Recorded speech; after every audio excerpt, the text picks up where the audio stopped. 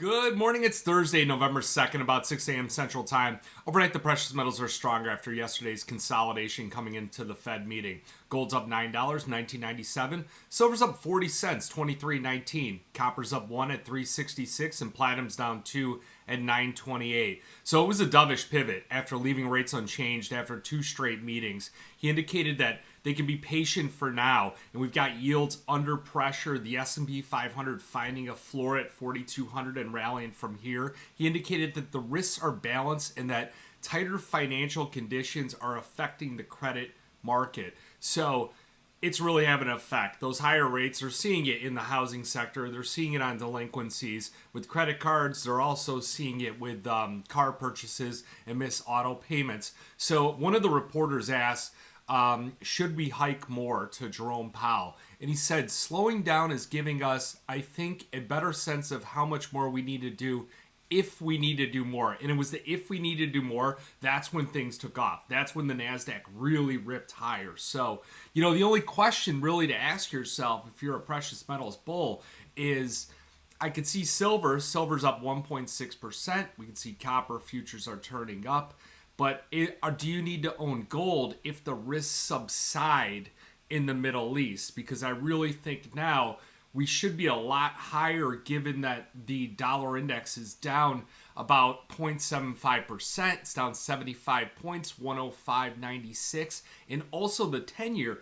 I could go back weeks of doing this video and looking at where treasury yields are, and it feels like 4.81 to 5% on the 10-year note was like clockwork, and now we've got a breakdown, 9 basis points, 4.68. So gold futures, in my opinion, should be much higher. We should be breaking out over 2020. So we'll see what happens if the how the markets interpret, once you get the cash open and things like that. But with the NASDAQ up about 1% right now, it looks like they're chasing those other risk assets. So the current trend now in gold is still bullish.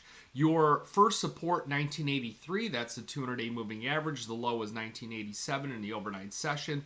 1944 is going to be your 50-day moving average. 1936 is your trend reversal point. Your resistance point, it's still that 2020. Whatever 2 days ago's high was and that Friday high, you got to close above there. You got to open up the next session higher. So silver, the trend's neutral. It could be changing here, though, today.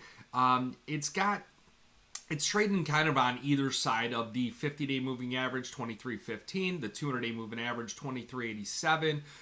You need to get above 23.40 for your breakout to the upside.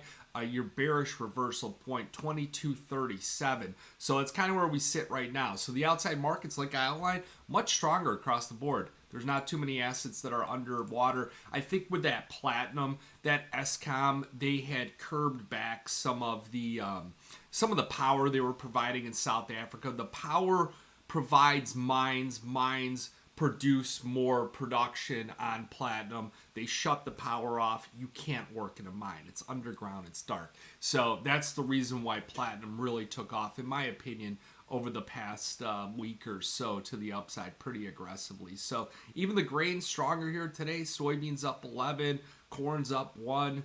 All the foreign currencies are much stronger. We do have a Bank of England. They will have a interest rate decision. They're expected to keep rates unchanged, and there are also going to be 2 interest rate decisions leaving rates unchanged. You have initial claims, durable goods. So I don't think we're going to get real fireworks here or much downside threats until we have the employment data tomorrow. So that could open up the door for another interest rate hike in December. But it seems like Jerome Powell's pretty content here because we have had a series of higher and better data, and he has not raised rates at this particular meeting, and they really took it down quite a bit. So we'll see what happens. Got any questions? Give me a call, 312-858-7303. Remember, futures option trading involves risk of loss. May not be suitable to all investors. Good luck and good trading.